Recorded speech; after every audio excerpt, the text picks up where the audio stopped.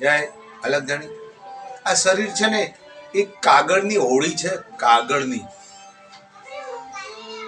આ દેહ છે ને તો કાગળ કરતા પતલું.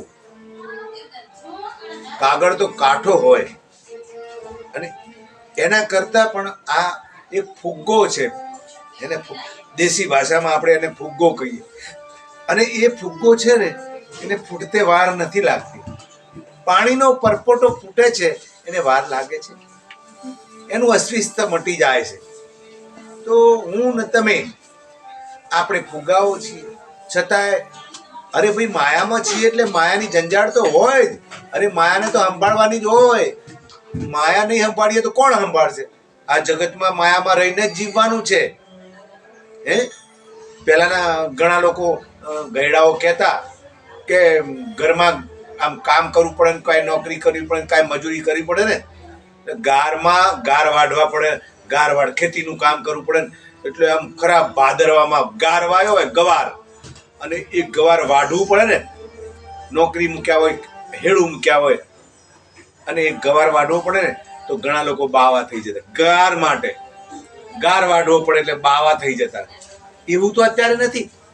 પેલા તો એક કપડું હોય ને પહેરવા, એને કેટલું સાચવીને, અરે ઉપર કેટલો મેલ વળી ગયો હોય, અરે ફાટી ગયું હોય તો આમ સાંધા મારીને પહેરવું પડતું. પ્રભુએ મને તમને કેટલું સુખ આપ્યું છે.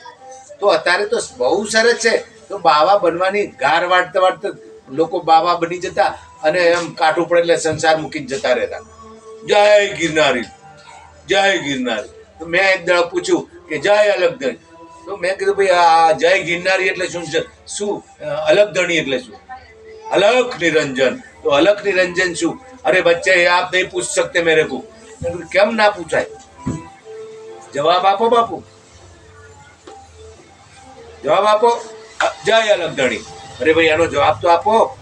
ये आप नहीं पूछ सकते, हमारे जैसे बाबा बनो तब मैं आपको मालूम पड़ेगा. अरे बाबा बनवानु नहीं, साधु बनवानु. साधु तो कौन बनी सके? सुरवीरो હોય જે આ જુનાગઢમાં છે ને એ બધા સુરવીરો છે એટલે બન્યા છે. આપણી તાકાત નથી. જય અલગધણી, જય રામદેવ.